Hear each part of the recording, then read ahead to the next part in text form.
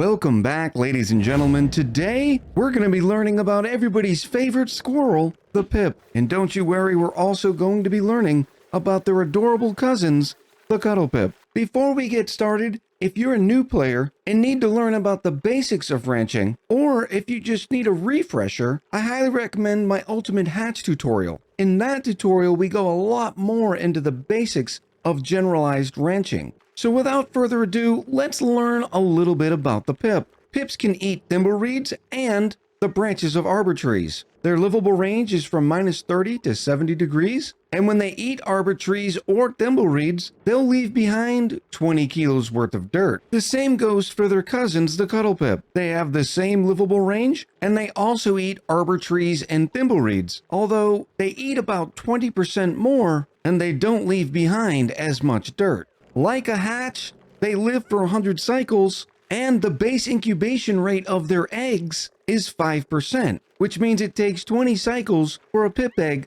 to naturally hatch. Their reproduction, also similar to a hatch, has a change per cycle rate of 17%, which means every properly groomed pip will lay an egg every 5.88 cycles. Unfortunately, despite the similarities to the hatches in terms of reproduction and their eggs, the pip only leaves behind 1,600 calories worth of meat when it dies, unlike the hatch that produces 3,200 calories. What this means is that every ranch of pips will only be able to support 2.5 duplicants on barbecue, as opposed to every hatch ranch that can support a little over 5 duplicants. But for what they lack in meat, they do make up for in dirt. Being that you can squeeze 8 regular pips into a standard 96 tile ranch, that means every ranch will produce 160 kilos worth of dirt per cycle. That's enough to fertilize 16 arbor trees. Speaking of which, if you're going the arbor tree route,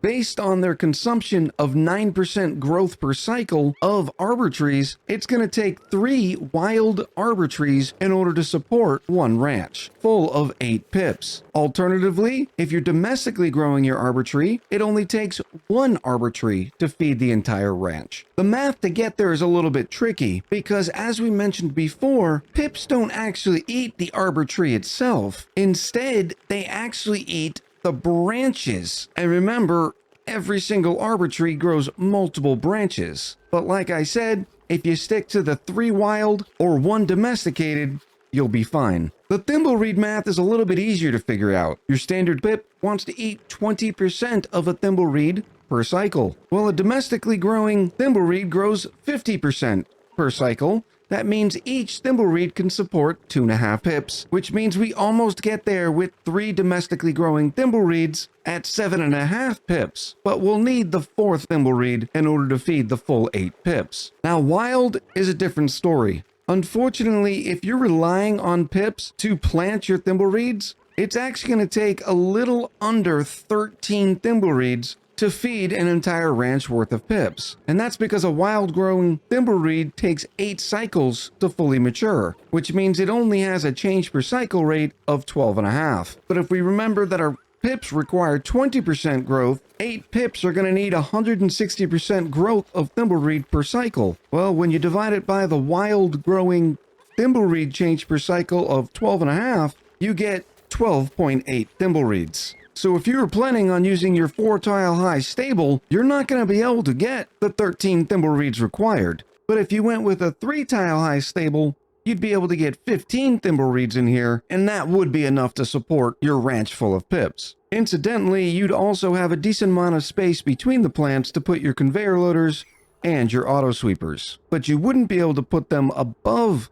the thimbleweeds, because remember, thimbleweeds grow 3 tiles high. Sticking on food for 1 more minute, the Cuddle Pips, if you remember, eat the same types of food, although they eat about 20% more. And the way the math comes out, you can still feed a ranch full of Cuddle Pips on 1 domestically growing arbor tree, but if you plan on wild planting them, you're gonna need to add a 4th wild arbor tree in order to support your Cuddle Pips. On the domestically growing thimbleweeds, the Cuddle Pips require 25% of their growth per cycle, so that means every domestically growing thimbleweed can support 2 Cuddle Pips, so we can still support a Cuddle Pip ranch off of 4 thimbleweeds. Although it is barely, so you probably would be better served by planting a 5th. But once again, unfortunately, on the wild growing thimbleweeds, because each thimbleweed only grows 12.5% per cycle, it means it takes 2 thimbleweeds per cuddle pip, or 16 total thimbleweeds. So even in our 3-tile high example, you still wouldn't have enough wild thimbleweed in order to feed an entire ranch worth of cuddle pips.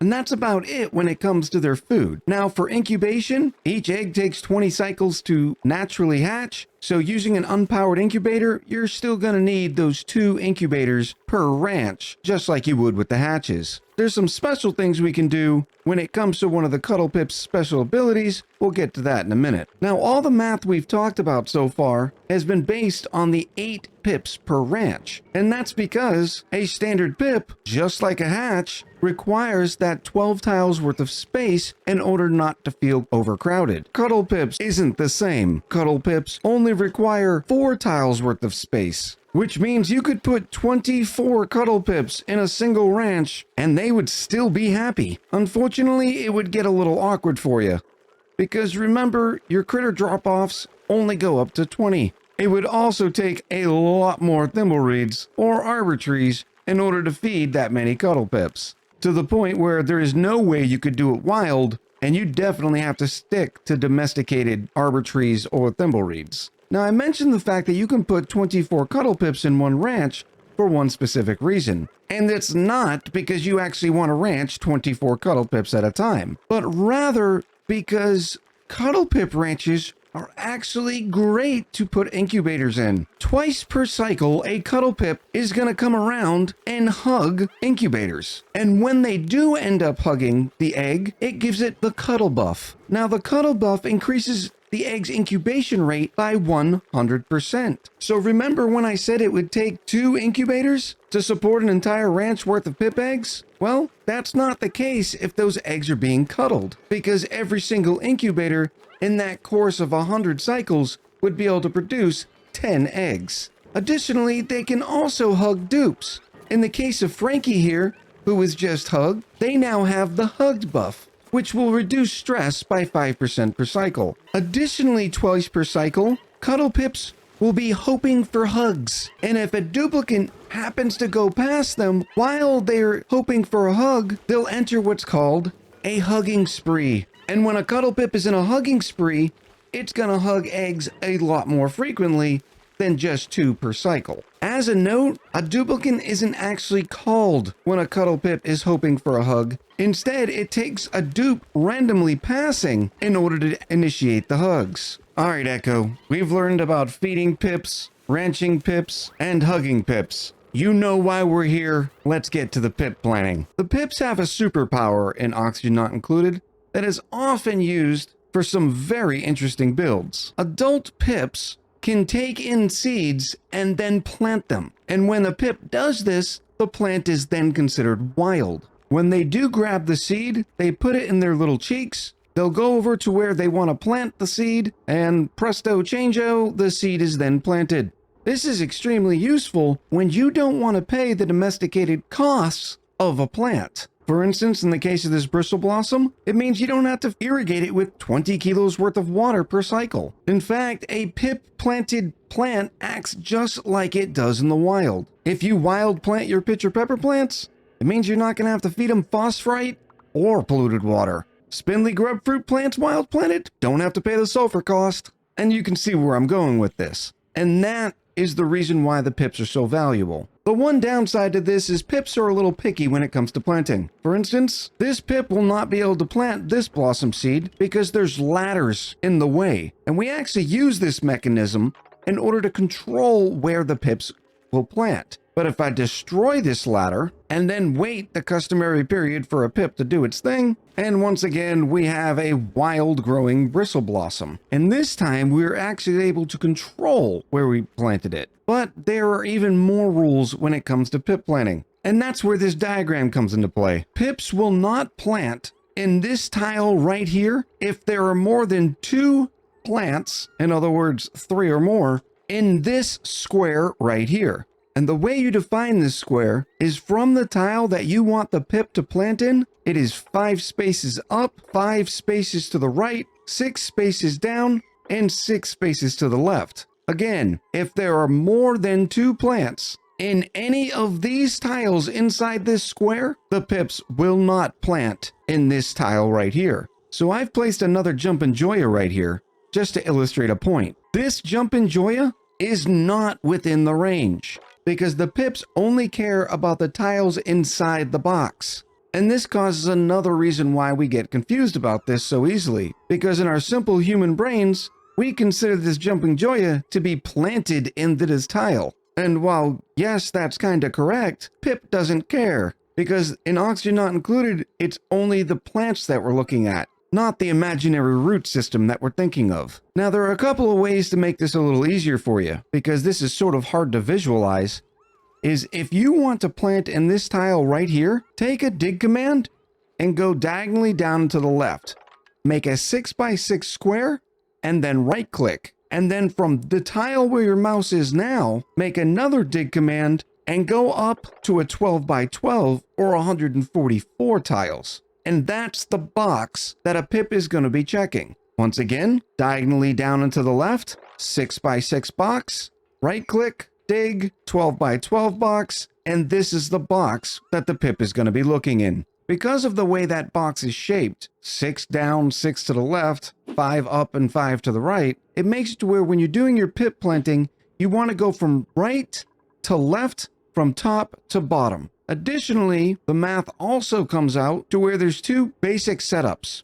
You can go 3 plants, 3 spaces, 3 plants, or you can go every other tile for a plant. Plant, space, plant, space. Let me highlight why this works this way. I'll start by digging everything up, and what we do when we start this process is we put down either buildings or ladders or tiles, and this way the pip will not be able to plant here. So the only tile that is left is this one here. So if we have a pip and a seed, they'll be forced to plant it here. In our example here, we have a pip, we have a mealwood seed. We'll wait a little while. The pip's gonna come over, they're gonna put the mealwood seed in their mouth, and then they're gonna figure out where they can plant it. Now this process is notoriously buggy because pips are notoriously buggy. Sometimes they're gonna grab the seed in a second and go ahead and plant it. Sometimes it's gonna take a half cycle.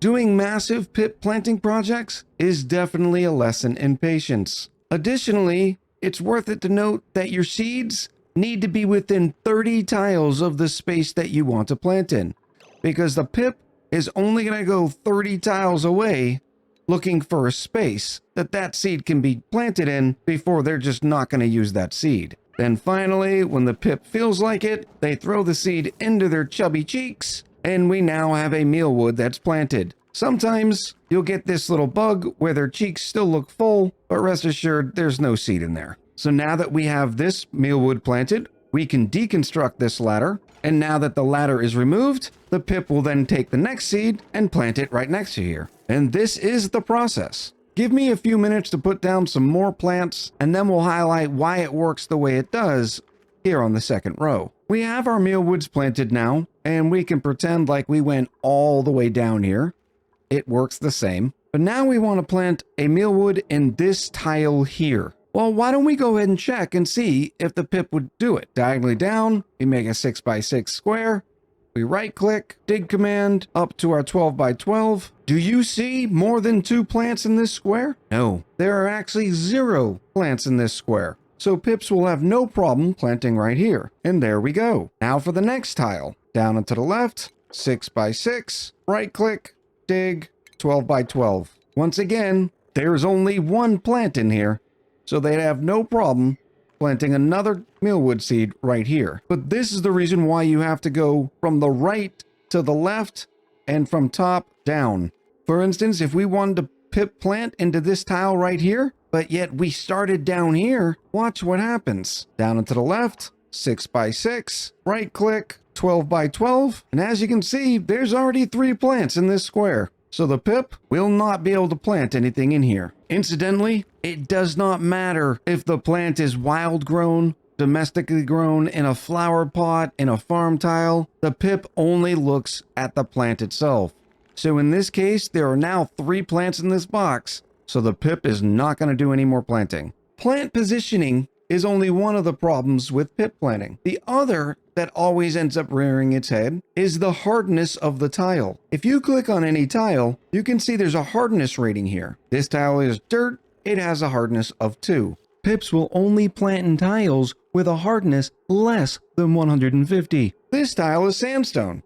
It has a hardness of 10. Algae, 2. Sedimentary rock, 2. Iron ore, 25. Igneous rock, 25. Granite, 80. All good for pip planting. Some of the usual suspects that are over though: diamond at 250, obsidian at 200, uranium ore at 150, abyssalite at 150, and neutronium at 255. A pip will not plant anything in these type of tiles. Some other less common examples of where pips will not plant is if your gas pressure is below 100 grams. For instance, in a vacuum. Despite the regolith having only a hardness of 2, because there's no environmental pressure here, the pip is not going to plant that seed. Another less common reason a pip won't plant has to do with the temperature. For instance, our Joya seed here has an acceptable body temperature of 0 to 100 degrees. If the environmental area is plus or minus 50 to plus or minus 100 C, beyond that range, pip won't plant. Okay, Echo, that's a lot of rules. Is there anything that would make it easier for me? Well, there is, thanks to a modder named Steven and their pip planting overlay. By installing the mod, it adds a cute little pip to our overlay bar. By clicking it, it gives us the information that we need on the locations where a pip will plant, and also a convenient color-coded legend on places where the pip will not be able to plant. Remember on our earlier example here? As we can see, there's too many plants in these tiles here. Here's an example where the pressure's too low. Pip will not plant anything in here. One final note about pip planting: the to the left and down method works for plants that grow upright. For plants that grow down out of a tile, it's exactly reversed. As we can see in this example, we have 3 pitcher pepper plants. Clicking on the pip planting overlay, we can see that 3 tiles over, we could plant more pitcher pepper plants. We could also go all the way up. We could also plant plants 3 tiles away on the other side of the tiles, planting upwards. And when you highlight over a tile in the pip planting overlay, it shows you the plants that are in that range. For instance, here, it's highlighting the 2 pitcher pepper plants.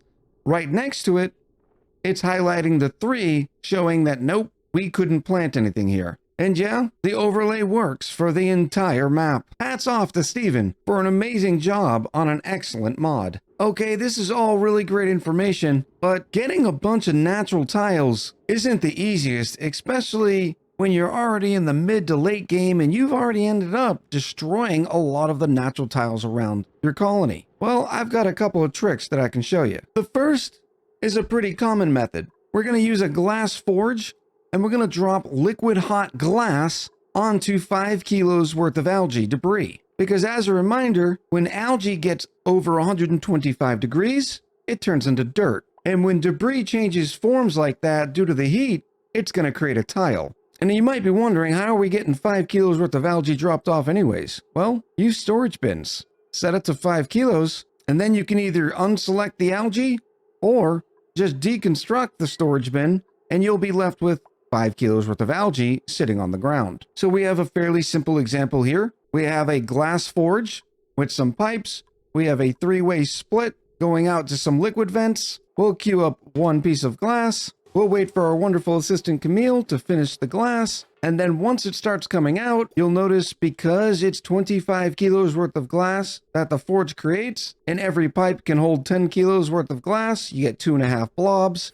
Hence the reason for the 3-way splitter. 1 blob goes one way, and then the other 2 go the other 2 ways. And as the glass lands, it turns it into a tile. And while that's only 3 tiles, we can expand upon this method and create a lot more tiles at once. In this example, we're going to create 24 tiles at once. And that's made possible by use of a liquid valve. Because we only get 25 kilos worth of glass, it's only 2.5 blobs. But if we use a liquid valve, we can cut it into as many smaller pieces as we need. In this case, we want 24 blobs of liquid hot glass, not 2.5. So we'll take the 25 kilos, divide it by 24, and you're given a figure of 1,041 grams. And then we queue up our one batch of 25 kilos worth of glass and wait for the duplicants to make the magic happen. Now, this is going to take a few different splitting actions. First, we use one bridge to split half of the blobs one way and half the other way. So now we have 12 blobs coming in this direction. We use another bridge and 4 pipes off the output to make it a 4-way splitter. At the end of each 4-way split is another 3-way split connected to liquid vents. Now, unlike in our previous example, we just used normal tiles because we had enough heat because it was just a lot more glass dropping on each piece of debris. In this example, we're using insulated tiles because we need to capture as much heat as possible to ensure that this algae turns into dirt. And here we go. There's our 25 kilos worth of glass, all getting separated into 1,041 grams worth of glass. Half is going to one side, the other half is going to the other. And there you have it.